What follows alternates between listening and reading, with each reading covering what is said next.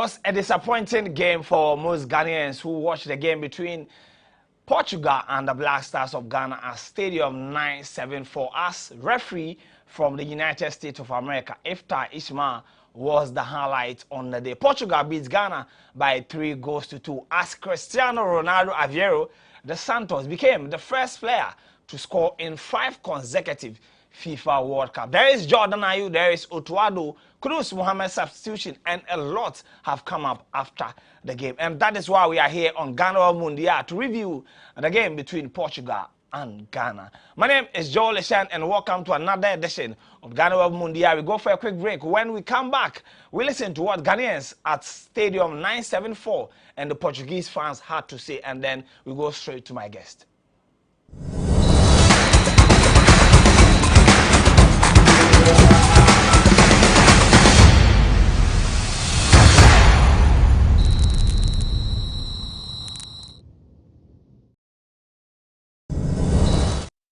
Come back from the break. This is GhanaWeb Mundial, and as painful as it was, Ghanaians were disappointed by the Portuguese fans at Stadium 974. They were happy that they got the results against the Black Stars of Ghana, and now they are on course to win their first FIFA World Cup. But for Ghana, we will need a victory or at least avoid defeat against South Korea on Monday to keep our hopes of qualification alive. But let's listen to the fans at Stadium 974 who spoke to GhanaWeb's Perez Ezra Kwao after the game.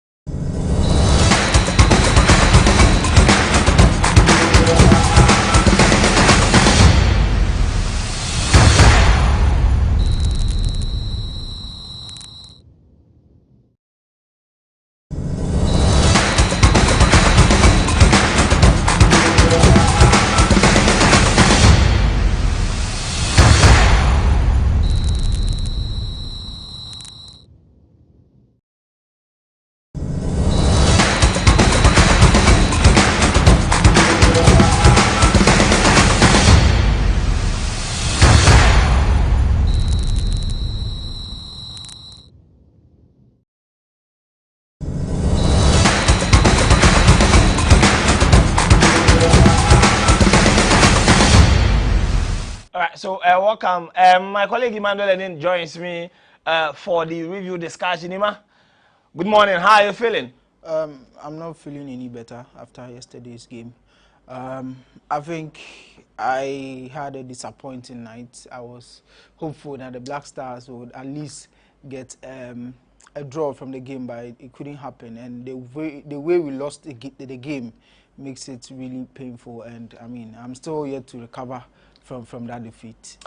All the way from Qatar, Doha, is our boss, Perez Ezra Kwao. He's joining us via Zoom.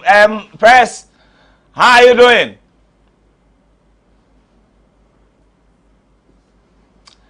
Hello, Perez. Hello, yeah, can you repeat the question, please? Yeah, how was the feeling like? You being at the stadium and then witnessing the heartbreak live? I think in the immediate aftermath of the game, it was a bit somber, a bit more of disappointment.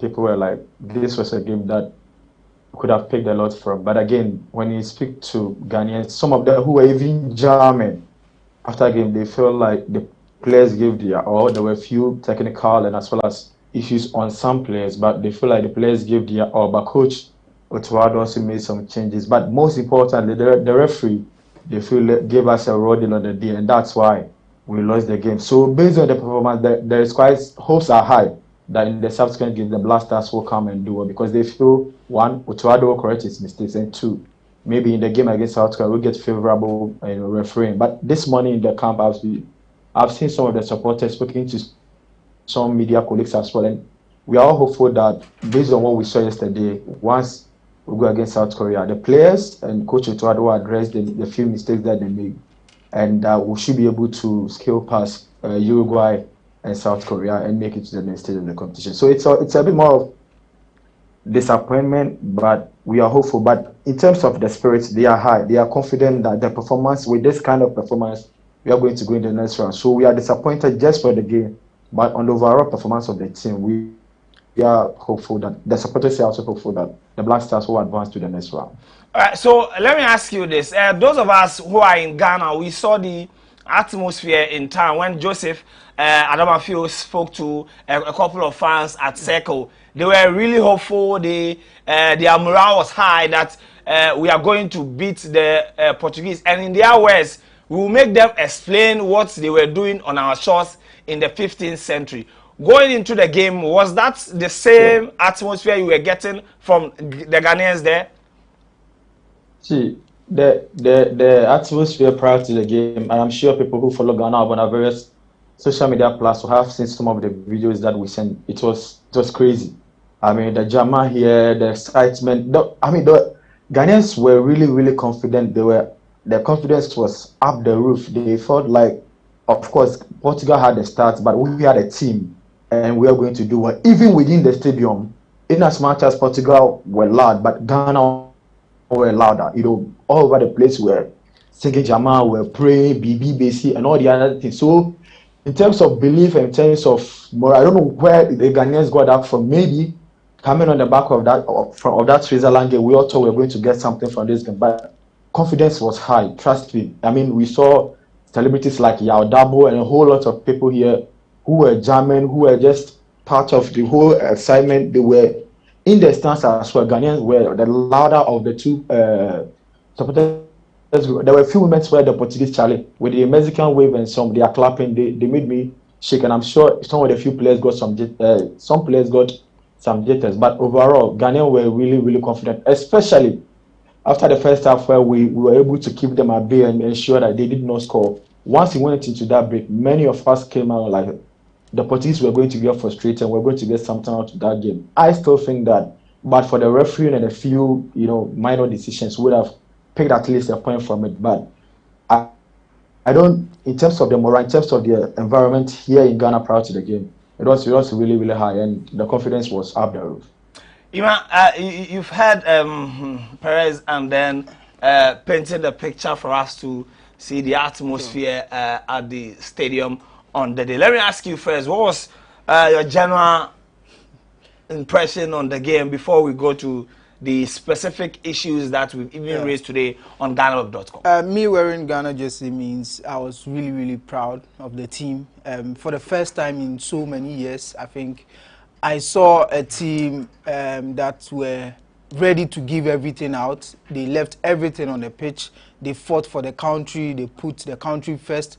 And they made sure they fought, they tried to get at least something out of the game, but it couldn't happen. But if you sit back and watch that spirit, that Black Stars go down against Cameroon or Portugal, and they showed that character to get back in the game, score, and then fight for the winner, even concede 2 goals, but still they kept fighting and then they got another consolation. So it tells you the spirit and it tells you the team bonding. I mean, on the pitch, you could tell that the team chemistry gradually it's connecting.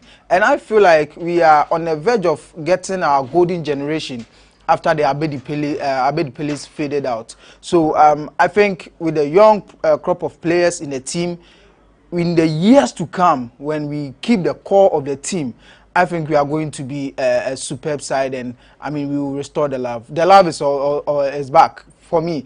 Before the game, when you walk through town, I mean everybody wearing his or a Ghana jersey, and then you see the flags everywhere. I had a very good morning yesterday when I was coming to work, and then Perez, I was in this Trotsky, and all of a sudden this man was against Ghana. Oh, you better Ghana. So it got to the time for us to start paying our fares, and then he was shot by 1 cedi, and the driver dropped him saying that all the supporting Ghana wants like it tells you how people the love is really back. And yesterday it was immense support that the team got from Ghanaians everywhere, from social media, everywhere, and the players repaid that love with dedication and then commitment on the pitch. So I think yes, we have to maintain the team, and generally I was really impressed with the performance. Emmanuel was impressed, but let's listen to the Ghanaians who were at the stadium and then the Portuguese fans who were there. They spoke to Perez Ezuakwa on their reaction about the game.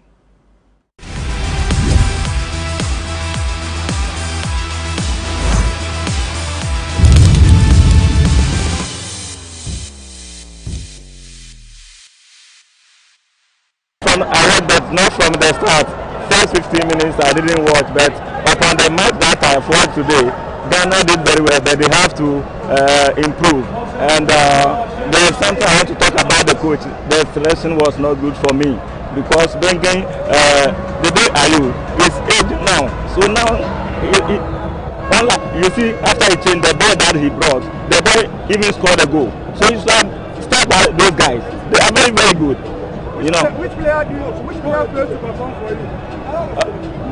The guy who was playing number 3, Baba Rahman, he should have started Gideon Mensah. And also, the Dayu, Osman Bukari or Kamadin Sulemana.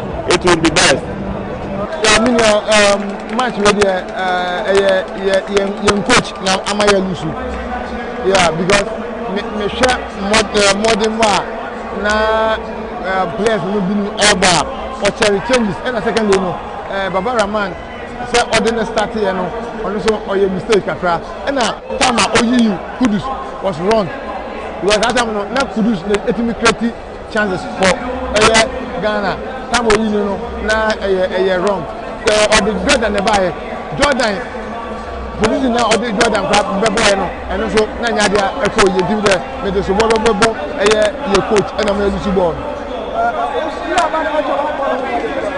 Oh, everybody know now. You did that one. Now so pass it ball no at chair. So far Ghana young we when you must. You know say never economy. Young we when you must. The game is very good, although we had a nice boys who could score very well. But then you know football you can't predict because of one way to the other. You can be win or lose, but then certainly we hope that their next match they are going to win, and then they are moving to the qualifying. What do you think went wrong? You saying? Which player do you think failed to perform?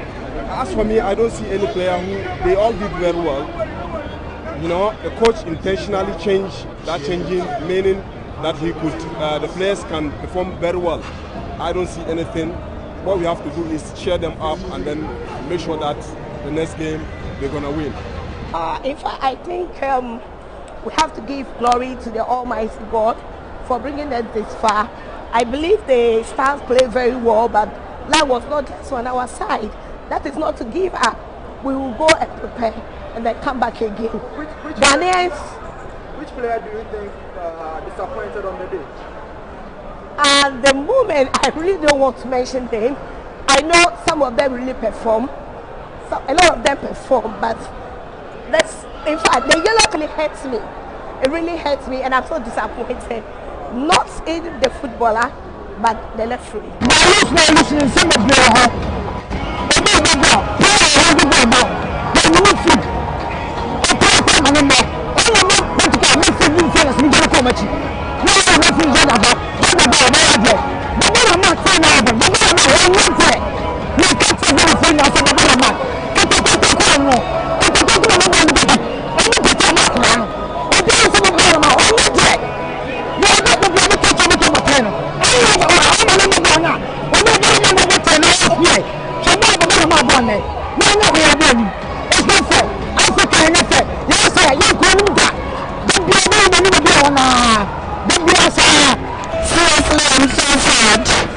I'm very sad because from the beginning the boys was playing very well.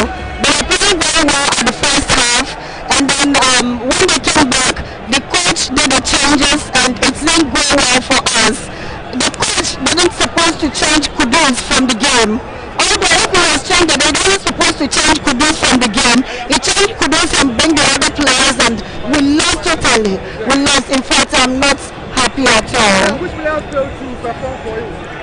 It's Baba Rahman. Do you think the coach should bench him in the next game? Sure, because we have quality players on the bench, so we should just bench all those who didn't perform today, and then our next game should put those who can perform for us to get the 3 points. I'm very sad, seriously.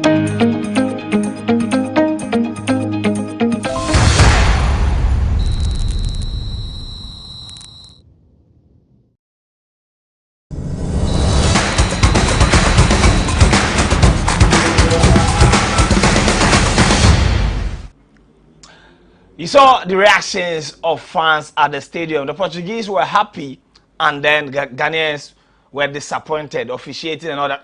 Perez, let me come straight to you.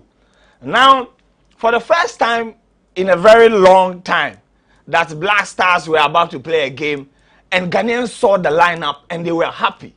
We're happy about the lineup, and there comes Otuado in the second half with that disaster substitution, which changed our entire game plan and everything. We considered 2 goals from that. From the lineup and Otuado's reading of the game, what's your take on that? He said Ghanaians were happy. When I saw that lineup, I thought we had a problem because I felt like this particular game was built for Jordan Ayew kind of play. I feel that if you're going to play a game where we're going to cede possession and sit deep and try to play on the counter, hold on to the ball, frustrate the opponent, Jordan Ayew for me is made for this game. Again, we didn't have a runner in the lineup. That's also one of the problems. We didn't have someone who could pick the ball from deep. Aside Mohamed could score on a few occasions, try and run. So our flanks were shut, basically. Our wings were shut. And if we were going to play a 5-4-1 formation, you need wing backs who can run. Both Ali Disseid, who I'm credited for being defensively shrewd, and Baba Rahman, who had his issues, or issues that we all know of, and were quite surprised to see him in the lineup, were offered basically nothing offensively. So while defensively we were doing well, we couldn't exploit the spaces that the likes of Cancelo and Rafael Guerrero were creating by joining the attack, because our fullbacks are not made for the attacking kind of play. So Ali Disseid spent a lot of time defending, trying to contain the Portuguese. But the few times when we broke, there were no options. I could count about, and because of where I sat, I was close to the pitch. And because of where I sat, I could see almost everything, especially from the Ghanaian perspective in the first half. The moment where Thomas Partey got the ball and he got frustrated that there were no movement up front. And that was because of how we were set up. So if Ghanaians were happy with that lineup there, I wasn't, because one, I feel Jordan Ayew should have been in there. I don't think Andrew Ayew, I still don't know what he was doing in the game. Was he a winger? Was he a supporting striker? Was he a striker himself? Because if he was to be the striker, the partnership between him and Inaki, well, I didn't get that. There were times where Inaki moved and shifted about 2 Portuguese defenders from their spots, and there were gaping holes that you expected that someone would run into, and they had dropped deep. So I kept asking, what was Dede doing? Again, I also felt that he kept too long on the pitch. He should have been younged off in the first half, because yes, he scored a goal, but the overall performance wasn't okay. So there were a few issues, but the most bizarre one is what almost everyone is talking about, the substitution of Mohamed Kudus. And I mean, I've heard a lot of people trying to, over here this morning, with the press guys who met an informed Mohamed and were discussing the game, and some tried to come up with the excuse that it was maybe due to the fact that Kudus was on a yellow card, and Coach Otuado did not want to risk him in the other games. But why would you take off your best player in a game that you had a very good chance of winning or picking a draw? Because let's be honest, aside the 3 centre backs, who I think did quite well on the day, none of our players played better than Mohamed Kudus. He was basically the one who was making the team tick. He was the one at the center of almost every good thing that happened to us offensively. And once you take him off, especially bringing in someone who is a different type of player to Kudus, if he had brought in Mohamed Chire, that would have perhaps made some technical sense to me, because they are similar. They protect the ball, they run with it, they are very economical. they know how to exploit spaces, they know how to create spaces. Once you do that, I will agree. But once you take Kudus out and you bring someone who has a very different profile, then that's a headache for me. And that was my issue with Otuado. He got it wrong with that. I feel he got it wrong with the starting of Baba Rahman and Ali Saidi, because I feel that the kind of game we played, we could have done with Tariq Lamptey and Gideon Mensah as fullback instead of they. I don't think Dida should have started ahead of his brother Jordan. I know one thing that I was really, really angry with was Dida's reaction to his substitution. It wasn't good. He got angry, and for close to 1 minute, Coach Otuado had to explain to him on the touchline why he took him off, as if he had no authority as a coach to take a player. But I don't think that was good. Dida's reaction to that substitution was really, because Otuado kept explaining to him, and I'm sure even in the post match, I understand he did explain why he took him off, but we got it right, and that's the thing that comes with new teams, and that's the reason why some of us feel that the Black Stars will not go far in this tournament. Not because the team is not good enough, but because the team is at the experimental stage. So Otuado is still putting together the pieces. So in training, you see something nice, it's okay. Let me put this player into the game so that he tries it in the in the main game itself. So for instance, we all know Otuado has favored both Tariq Lamptey and Dennis Ode as fullbacks. But in this particular game, he decided to go for Ali Bisedi, because I'm sure in training he saw something different. He saw that Ali Bisedi could offer him something different. So he had to experiment in such a game. Meanwhile, if these players had played together for a while, I'm sure all these things would have been ironed out. So, like I said, we don't have a bad team. We don't have this team. It's a fledgling team. That's how the experimental team. That's why some of us feel that we might not be able to progress to the next round, because we played well. You look at the kind of game we played yesterday, and trust me, if it were against any other opponent, we would have won. Yeah. But we came up against a team that technically, again, tactically, were way better than us, and we made a few mistakes. Or they also had the help of the referee, who I think made some very, dubious calls to win the game for them. So that's my assessment of it. Otu had it wrong with the starting lineup, and most important, the substitution of Mohamed Kudus. The referee also had a terrible day, and even though I'm surprised the FA had petitioned him, but I understand where they are coming from, because it was, there were blatant mistakes. There were moments where Coach Otuado had to charge at the fourth referee. I was watching, and Otuado okay, so the fourth referee for about 5 or 6 times because. Okay, so let me bring you in, Ima. I'll come back to you real quick. Ima, Perez has given us what we didn't see on the cameras. Yeah. The reaction of Andre Ayew, the coach, and all these. The performance of Otuado, because yesterday you were waiting to explode. Yeah. What will you say about the performance of Otuado and what went into that change? I think I've been consistent about Otuado's ideas and how he set up his team. I've always said that we have the quality in terms of, players who are technically gifted, players who can play on offensive, players who have the quality to play out from the back, players who can dominate their opponent if you give them the confidence to do so. But we have a coach whose priority, I said it earlier, that his priority is to defend. He always think about not conceding before he think about how he scores. But I think with the quality he has, he can set up a team that can dominate opponents and then be creative, because we have everything. In the attacking areas, you have Kamaldeen, you have Kofi, you have Osman Bukari, you have a lot of options. But I don't know why he's always concentrated on sitting deep, controlling the game defensively, relying on counter. And when you set up like that, players like Thomas Partey, you don't get the best of them. Players like Kudus Mohammed will struggle in systems like that, because we know Thomas Partey plays for Arsenal. And we know Arsenal are a team that are always on the front foot. Yeah. They are always on the ball. Side, They are always on the offensive. We have Kudus Mohammed, who also plays for Ajax. They are always offensive. You have Kofichire plays for Freiburg. They are always offensive. So you have these players that they are not that familiar with defensive setup. So I think Otuado needs to. You can't blame him that much because he's still experimenting one or two things. He's not been with the team for long. But I mean, from March till now, you should know some of the players and the system. Your call.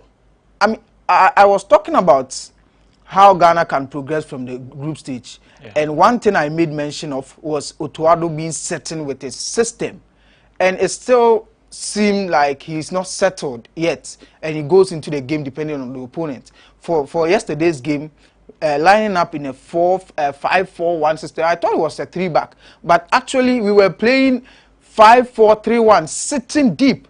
I mean, it was really, really frustrating watching them.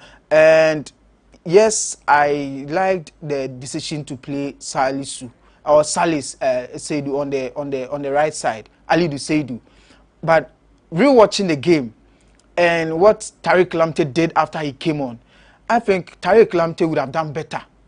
Okay. Because Seidu didn't give us the offensive game we wanted. Yeah. And the one moment he went past Guerrero, he gave us a poor delivery. So I think Tariq Lamptey would have given us a better option on the right side. For Babaraman, I don't have issues because Babaraman was okay. I think Babaraman was okay with his offensive game. Yesterday, he created 2 goals, and he gives us that kind of playmaker role from the left-hand side with the goals he created over there. So I think yesterday's setup was poor. Then you talk about his substitutions, taking out of Dede Ayew and then Kudus Mohammed. For Dede Ayew substitution, yes, I agree. But for Kudus Mohammed, at that point, he was in the mood. Kudus didn't start the game well. But as the game wears on, he got into his groove, and then he did a lot for the team. He made sure he put the team on offensive, took on players. He was winning fouls on offensive areas and was helping the team. So I didn't see why you take Kudus off. And I've read reports that the change was planned even before he assisted the goal. But when he assisted the goal, he should have changed his mind. Yes, he was on a yellow card, but he was our best player. He was offering the outlet we wanted. Thomas Partey and Salis were finding Kudus because he was always in good areas. So I think he had his substitutions wrong. And to hear Perez talk about the day Ayew complaining about his substitution is one thing we have to address someday. All right, so let's go back to Qatar, where Daniel Odro, journalist and managing editor of GhanaWeb, is there. Danny, we've already spoken about Otuado's bad substitution, but let's go straight to referee Ismail Iftar and his performance on the day. You were at the stadium, you saw things firsthand. Was that Salisu challenge on Ronaldo? Was that a penalty? Well, I am not a referee, so whatever I say will be my opinion. I've been reading a lot of articles about whether or not, and these are articles from experts in the field. So why, for example, he didn't go to the VAR screen to at least give himself a second chance to make a better decision. That's if you're of the opinion that the decision was a wrong decision. So a lot of the literature I've read this morning suggests that he didn't visit the VAR to check or double check because it was a 50-50 ball, and because it was a 50-50 challenge, the discretion was left to the referee and the referee alone.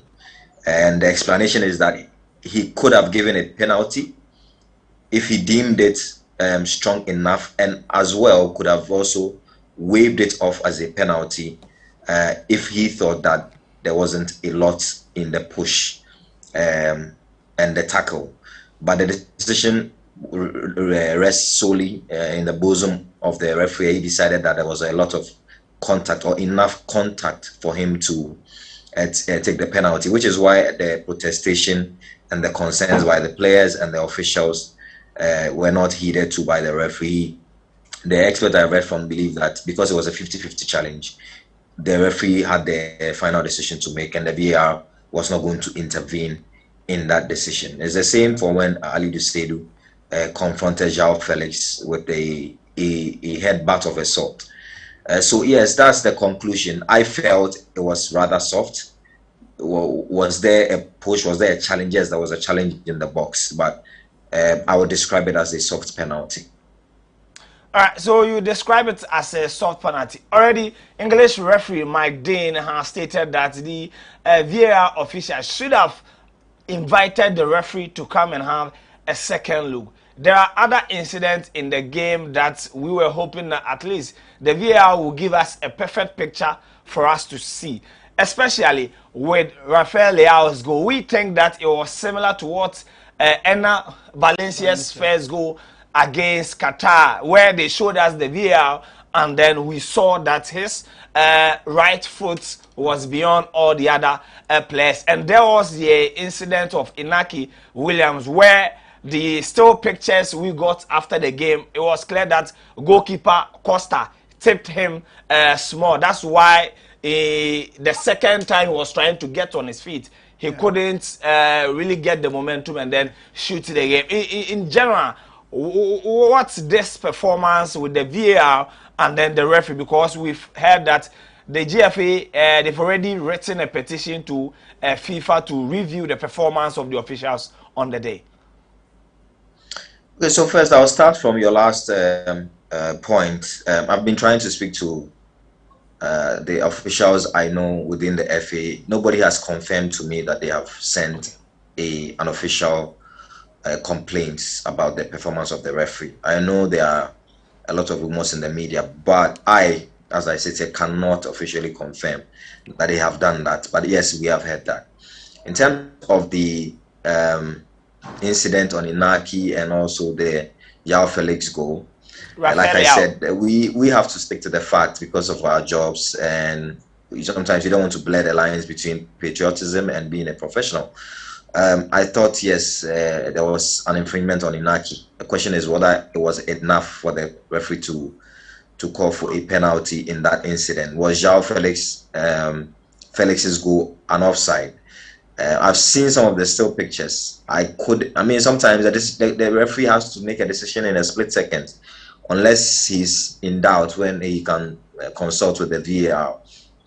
Still pictures usually do not tell the entire story, and so you have to understand. And for the first time, this World Cup is using a lot of cameras than it has previously employed at any previous World Cup.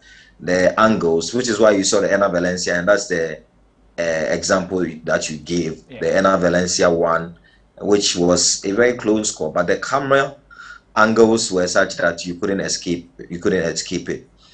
Do I think that the referee's performance was poor on the day? Yes, I thought he was card happy or trigger happy in terms of dishing out the cards for challenges that were very soft or very 50-50 challenges that usually you shouldn't give a yellow card for. I thought that his performance left a sour taste in the mouth of Ghanaians and neutrals who were watching. I thought he could have done better. But I am not going to involve myself in whether or not his decisions in the Inaki Williams and the João Felix's goal was an offside NFR respectively. I think that I do not have the expertise. All I will say will be purely based on opinions. And I think our job, sometimes when it comes to sentimental matters like this, we should rather stick to the facts. I am not an expert in that field. All right, let me bring you in as well. Perez, you were also there. You've already made it clear that you were closer to the pitch. So in terms of seeing what was going on, you have a clear picture. Perez, I want to put it to you too. Was the contact enough to get a penalty? Because the South Africans, they've come out strongly on social media saying that the same soft penalty that we defended against them in the last group game in Cape Coast is the same thing that happened at Stadium 974. I think Danny has dealt about a bit about why the referee did not visit the VAR. And, I was sitting with a colleague at Graphic, and the moment that thing happened, I was telling him, Salisu should be careful because the way he was running at Ronaldo, I knew he was going to go into him. So once I was like, no. So the moment it happened, I knew no way the referee was going to wave up that penalty. I knew we were in trouble the moment the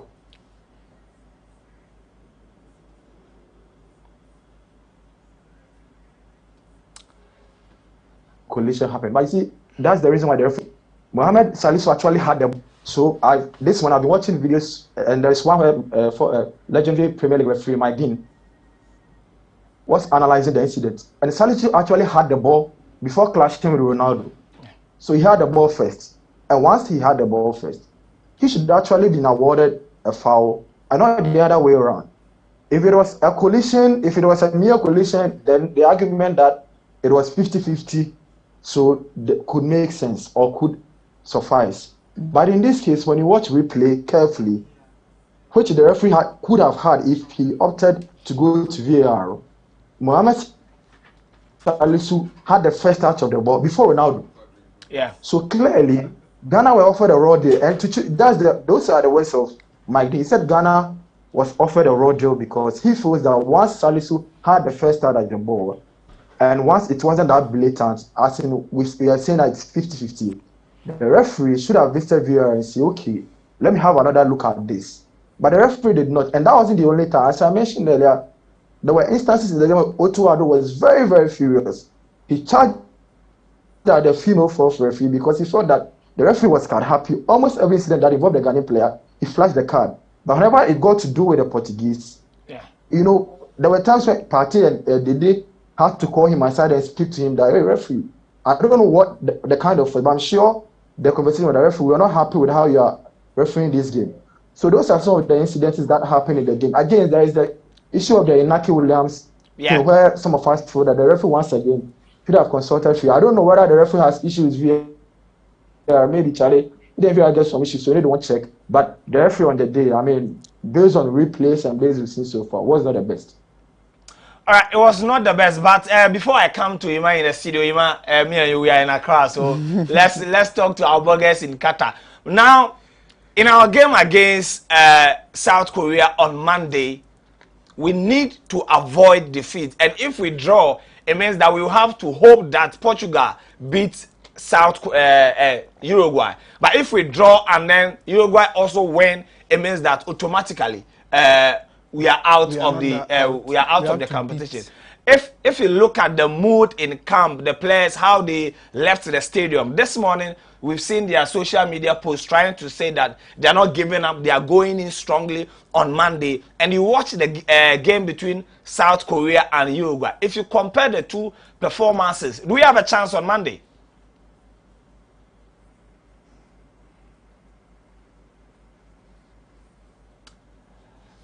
Is that a question to me, sir? Yeah. It's a question to you. Sorry, Mr. Odo, then I'll come to Perez and then we return to Accra.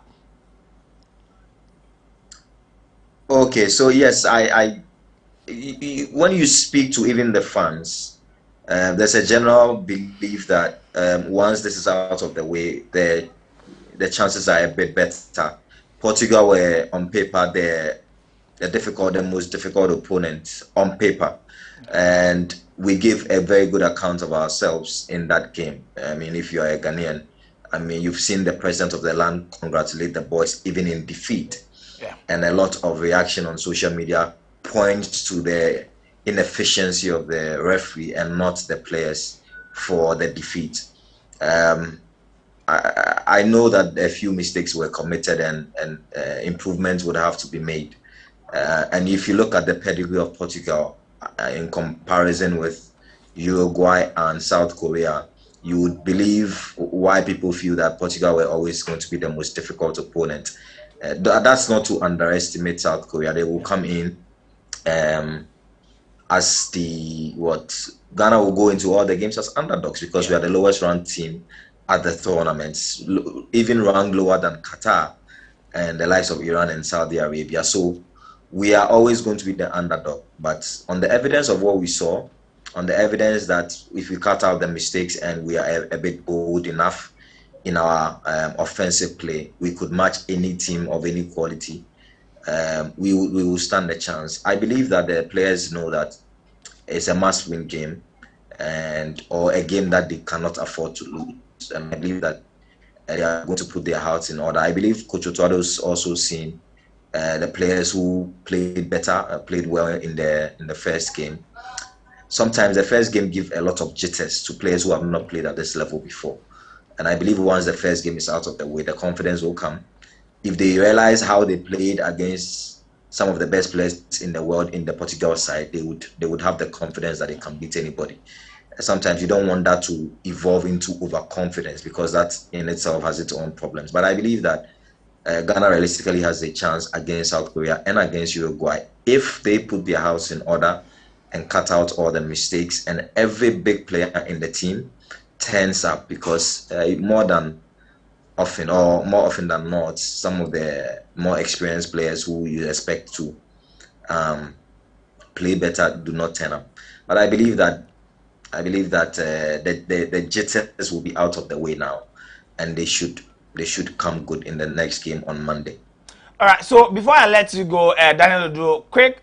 You were in Brazil. You watched the World Cup. You were in South Africa. Now you are watching a game in a stadium fully packed with air condition. How is the feeling like? Yes, we want to know, how is the feeling like watching a game? Yes. Did I even feel the air condition? I'm not sure. It's sunny, but it's not extremely warm. In fact, in the mornings it's actually cold in the mornings, and I'm sure Perez can confirm that. I'm not sure I witnessed any air condition, because it's cool. The weather is cooler, and the game was played in the evening. It was played around 7 p.m. In Qatar, so it wasn't like it was sunny, and I don't see any major difference. I think the major difference between what I covered in 2014 and what I'm covering now is the fact that there was a lot more passion amongst the Brazilian home supporters than you would say for Qatar. Qatar is not really noted for its football legacy. It's not a football country, and so you won't see a lot of Qataris in an exciting mood like you would want. But other countries, yes, you will see the Portuguese, you see even the Brazilians and other country nationals, I mean, bringing life to the party. I mean, if you go visit the train stations, they are the ones that you would see more than the typical Qataris or Arabs at this World Cup. And it's a very packed competition, because you don't have to travel very far to watch games. It wasn't the case for Brazil. Brazil, the distances were extremely far apart. But my biggest takeaway is that the passion in Brazil during the period of the 2014 World Cup is incomparable to what we're witnessing now. Maybe if Qatar wins or gets a draw against Senegal today, maybe the fans will now throw their weight behind their national team. But I haven't felt that so far, and that's the biggest takeaway. Thank you, Daniel Odo. Now, Perez, before you go, do we have a chance on Monday? I think if you look at our performance yesterday, clearly, we have a chance, because Portugal, we also was going to be the most difficult game of the group. I feel South Korea poses a different and a new challenge to the Blacks. I don't know how they are going to navigate that, but if we limit our mistakes, as Danny mentioned, and Coach Otuado gets his starting lineup and the changes right. I mean, someone would say that we are not coaches, but actually, there is no tactical excuse to be given for the substitution of Mohamed Kudus. I mean, so if he gets those things right, and I'm sure the supporters will stay behind them. There were a few issues after the game. There were a few things that happened during the game, but I'm sure this morning I saw some influential people trying to talk them out at the balcony. So the supporters are back and they're happy again. If they get the supporters behind, and I'm sure against South Korea, we are going to have more support than them, because yesterday, most of the supporters at the stadium were not necessarily there to support Portugal. They were there for Cristiano Ronaldo. But against South Korea, we are going to have a stadium that might be half filled by Ghanaians. And interestingly, we have quite a number of support here too. There are a number of Arabians, a number of different nationals who were really, really supporting the Black Stars. Yesterday, during the Jama session here, some Arabians joined and they were dancing and jamming to Chi music and all those things. So if we limit the mistakes, which I doubt we will, because, if we limit the mistake, which I doubt we will, because I feel this team is still young and the mistakes are supposed to be happening. That's why some of us feel the tournament came a bit too early for them. But if we do limit them and Coach Otuado gets his starting team and his substitution right on the day, we should be able to get one over South Korea.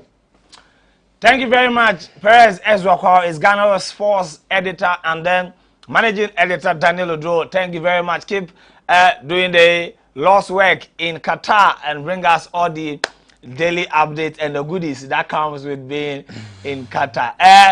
We'll go for a quick break. When we come back, I'll speak to my man here in Accra.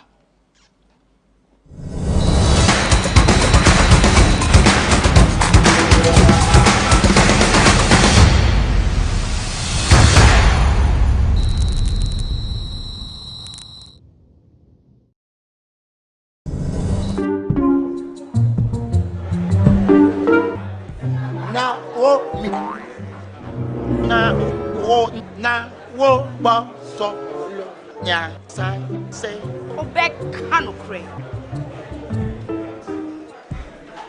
na wo susu san kwan bia wan to na bia e man kwan bebre mami you fish can see ba koto so na mami akoko nsa no Pepoga, send me sika from Lemonade Finance and let me £2. Lemonade Finance. Say they're sending money back home from UK, Canada, and now US. I accepted. Instant charges. Exchange waiting in Sudia. Unbeatable. Resume promo code no. Dr. Likey. Nenya £10, $10, and now $10 What first transaction? What they send this car coffee no? Dialogue to Lemonade Finance. Are you still searching for the right platform to share your voice, thoughts, and feelings?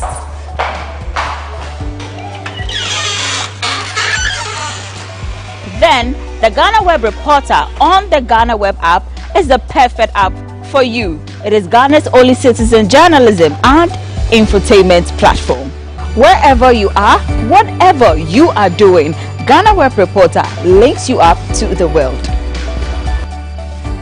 The reporter also gives you the opportunity to blog or become a citizen journalist, so you share stories with the rest of the world about cities, music genres, pop culture, tech, politics, etc.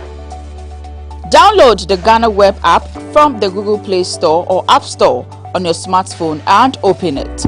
Tap on the member button at the bottom of your screen and follow the easy steps to register with your phone number or email, and you are ready to become a reporter. GhanaWeb Reporter, democratizing journalism and empowering content creators.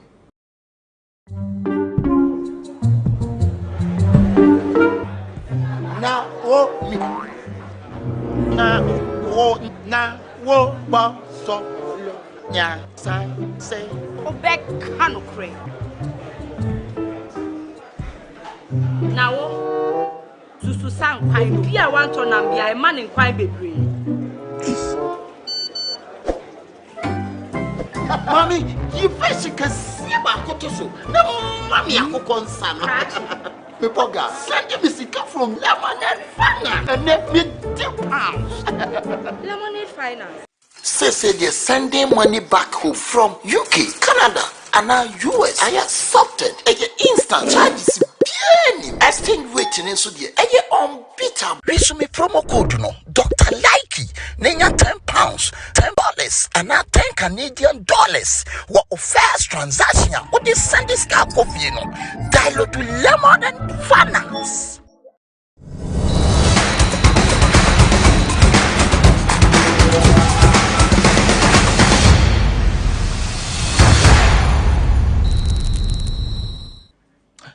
Welcome back from the break. This is GhanaWeb Mundia. Today was a review of Ghana's game against Portugal at Stadium 9-7-4. We lost by 3-2. Rafael Leao, João Felix, Cristiano Ronaldo scored the 3 goals for Portugal, whilst Andre Dede Ayew is now Ghana's second all-time top scorer in the World Cup with 3 goals, and then Osman Bukari got his one. You heard the analytical reports from our 2 bosses in Qatar. Ima, they gave us what we didn't see on camera and what we are not seeing now from the morale in camp and all that. But let me also ask you, the performance of referee Ismail. I mean, the referee had a bad day. It was appalling. To be fair, it was really appalling. For the penalty, I heard Mr. Drew making case for it that he doesn't want to get involved in all that. But obviously, you know that call was wrong because there wasn't enough contact. Salisu had the first touch of the ball. He should have consulted the VAR. He didn't, and so it was really bad. And it's not like Ghanaians are the ones complaining. We've had referees, Mike Dean, also complaining that yes, it wasn't a good call. Now, with regards to Inaki Williams incident, I think with that one you can I mean, give the referee the benefit of the doubt because Inaki Williams, yes, had the ball, but with Ruben Diaz was there in time to take the ball off Inaki's feet. That was after goalkeeper Costa. I don't think Costa tripped him. I don't think that contact was that much, but at least the referee should have consulted the VAR and have a look. And I think yes, it was the movement that got the better of Inaki Williams because I think he should have maintained his composure a bit. He was in a hurry to get the ball at the back of the net, and what a moment it would have been if he should have. I mean, he scored that chance. But all in all, we can take something out of the game. We had a team that gave us a good performance. I think the one thing that let the team down was we underrated ourselves. We played the game like we were nowhere near the Portuguese. But if we had started the way we ended the game, I think we would have been way better than we did in the game. So we are all impressed with the performance, but the results and the referee cost us the defeat. All right. So you had referee, and now Ghanaians on social media are very angry, calling on FIFA to make sure that such a thing doesn't happen in the World Cup again. Now let's go to our next game against South Korea. We did live updates on their game. We saw the lapses where they were lacking in their strong points and all that. Iman, do we have a chance? Yes, we have a chance because we saw a Ghanaian side that came against Switzerland. Yeah. They dominated them in a friendly. And they matched them because they believe that the quality they have, Switzerland were not better than them, so they took the game to Switzerland and they won. So if you look at Korea, yes, they've been to the semi-finals of the World Cup before, but in terms of quality, they are not above Ghana. And if you are to compare player by player, I would say Ghana are a bit ahead of South Korea. And with the performance that we saw in the last 20 minutes of yesterday's game, I mean, every Ghanaian will be hopeful that beating South Korea shouldn't be something that will be difficult. But I saw a South Korean side that will give Ghana a hell of a game because they matched Uruguay. They went toe to toe with them. And Uruguay were even lucky not to concede in that game because they had better chances than Uruguay. So in as much as we have the players, we have the quality, we shouldn't underrate South Korea because this is a South Korean side that beat Germany 4 years ago in the group stages. So you should expect everything from them. And yesterday's game, they gave us a spirited game against Uruguay. So in as much as I think Ghana are the favorite, I still think we shouldn't underrate them and shouldn't be too overconfident to lose ourselves in that game because that game is a must-win game. And if you are able to win that, I think it will help us. That takes me back to 2006 when we lost 2-0 to Italy. Yeah. We came back, beat Czech Republic, and then beat USA to qualify. So yes, we can repeat that feat. But in 2014, we lost, we drew, and we lost again. 2014, we had our issues. This time, we are not having that issues. Okay. And anytime the Black Stars are playing with free mind and a good atmosphere, you trust them to deliver. And that's what they showed. So I'm optimistic that we can beat South Korea and then beat Uruguay. All right, so that's Emmanuel Enin. Now, as it stands now, the game between Wales and Iran is ongoing. 55 minutes, no goal. Okay. Let's wrap up with our African brothers. Today, Senegal will be playing against Qatar in a must-win game. Playing against Qatar shouldn't be difficult for Senegal, even though they are going to play yet another game without Sadio Mane. And we know how important, integral Sadio Mane is for them. And it showed that in the Netherlands defeat that they really miss Sadio Mane. But this is a Qatari side that are not good enough, although they are the Asian champions. But they are really not good enough. With the level they showed against Ecuador, if Ecuador could dominate Qatar and beat them hands down, then African champions, you have to repeat that feat and then beat Qatar. So I'm expecting Aliou Cissé and his boys to come good against Qatar and then win that game. And then tomorrow, the Carthage Eagles of Tunisia, they drew their first game against Denmark. Tomorrow they will be playing against Australia. They had a good game against Denmark. I least expected that performance. They showed us a different side of Tunisia that we saw 4 years ago. And with the way they've started earning a point against Denmark, it means that the confidence level will be high against Australia. Australia is not that, a powerhouse in terms of European football and then even in world soccer or football. So I think I am hoping that Tunisia will get their first goal. In the game against Denmark, they were wasteful. Yeah. So this time, I'm hoping they will take their chances, and the coach should play Wabi Kazri, because in that game, I think keeping Wabi Kazri on the bench for 90 minutes was unnecessary, because they had chances that their striker, I think Jabel also, couldn't make it count. So if you have an experienced forward like Wabi Kazri, he will make it count, and I expect them to beat Australia tomorrow. And on Sunday, Morocco will play Belgium. Difficult one. But the Belgium, I think the Belgian side I watched against Canada. Canada took the game to them. They took them by surprise. They were really lucky to win that game. And to have won that game. Yes, they were lucky, and I mean their players even admitted at the post-match that Canada were the better side, because they least expected that performance from Canada. And I expect the Moroccans to go in that game fully confident, because they played against the 2018 finalists, and then they matched them. They were able to create decent chances, but they couldn't score. So I'm expecting that in a game against Belgium, even though Belgium is a top side, with how Canada matched Belgium, Morocco should go through that route. But I still believe they can give Belgium a competitive fixture, because in 2018 they played against Spain, and Spain had to rely on a 90-minute goal to beat Morocco. So I trust them. They have the quality to match them. If you look at the Belgium team, their golden generation is fading out. So if you have the likes of Ashraf Hakimi, you have Ziyech, you have El Nasri, you have Amala and Amarat in the midfield. I mean, you should match the Belgians and then play with them toe-to-toe. So I'm expecting them to be competitive and then at least grab a point. Then the last game, they try to finish it against Canada.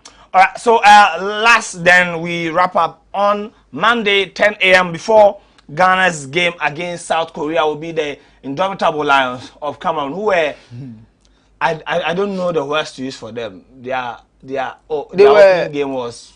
They had a game of 2 halves. Yeah. The first half they were better, the second half was shambolic and they got punished. I expect them to come good in the second half. Their coach is not experienced enough, just like the Black Stars, having Otuadu leading them. So I think they should make amends in the second game, and Eto will be furious with them if they don't make amends. I think in the second game, Vincent Abubakar should start because the game Choupo-Moting played against Switzerland was below standard. So I'm hoping that Vincent Abubakar will start the game together with Mwebu so that they will add a bit bite in the midfield. And Anguissa is kind of being like giving Cameroon a kind of Thomas Partey performance. He performed really well with when he plays for Napoli, but in the Indomitable Lion jersey, he becomes a shadow of himself, and I think he should up his game in the second game because he's one of the players that if he is in the mood, Cameroon will get going and then get the win.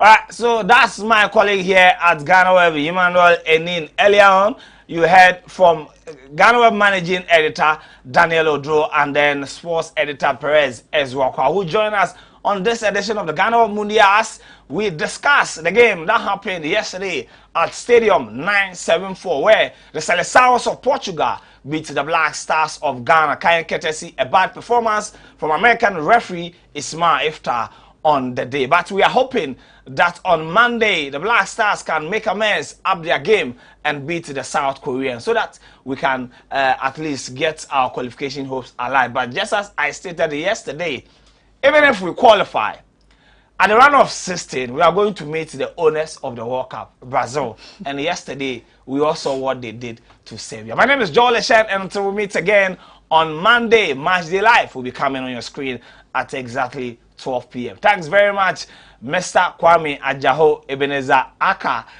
Kwame Adom, and then Emmanuel Ahinale. Until we meet again, trust the process.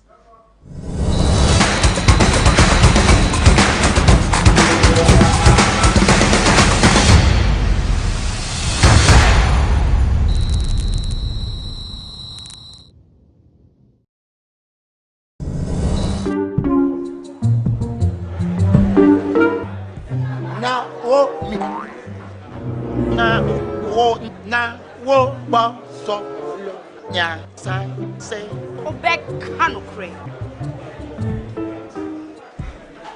na wo susu san kwan bi a wan to nam bia e man kwan bebre mami you fish kasi ba koto so na mami akoko nsa no me boga send me sika from Lemonade Finance and let me £10. Lemonade Finance. Say they're sending money back home from UK, Canada, and now US. I accepted. Instant charges. Exchange waiting in Sudia. Unbeatable. Resume promo code no. Dr. Likey. Nenya £10, $10, and now $10 Canadian. What first transaction? What they send this car coffee, you know? Dialogue to Lemonade Finance.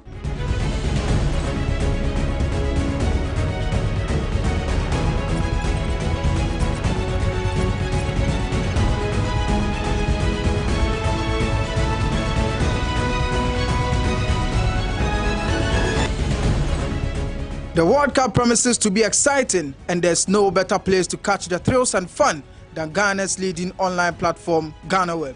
From training ground reports, camp news, pre- and post-match analysis, and other human interest stories from the Mondial, GhanaWeb got you covered with expert views from journalists, current and retired footballers, and of course, our cherished readers and viewers. Catch all the action on GhanaWeb and GhanaWeb TV.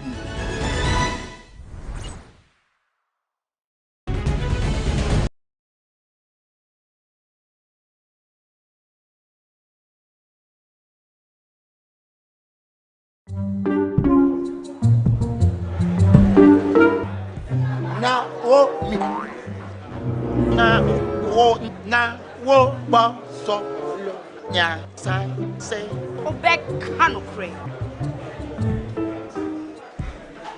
na wo susu san kwan bi a wan to nam bia e man kwan bebre mami you fish kasi Anya ba koto so. Na mami akoko nsa no. Pepoga, send me sika from Lemonade Finance and let me £10. Lemonade Finance. Say they're sending money back home from UK, Canada, and now US. I accepted. Instant charges. Exchange waiting in so dear. Unbeatable. Resume promo code no. Dr. Likey. Nenya £10, $10, and now $10 Canadian. What first transaction? What is send this car coffee no? Dial